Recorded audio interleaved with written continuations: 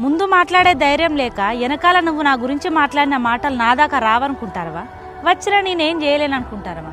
ఇప్పుడు సమయం నాది కాదని నేను పట్టింది ఓపిక. ఆ ఓపికే నశించిన రోజున నాలో మౌనం మంచితనం రెండు కనిపించాయి.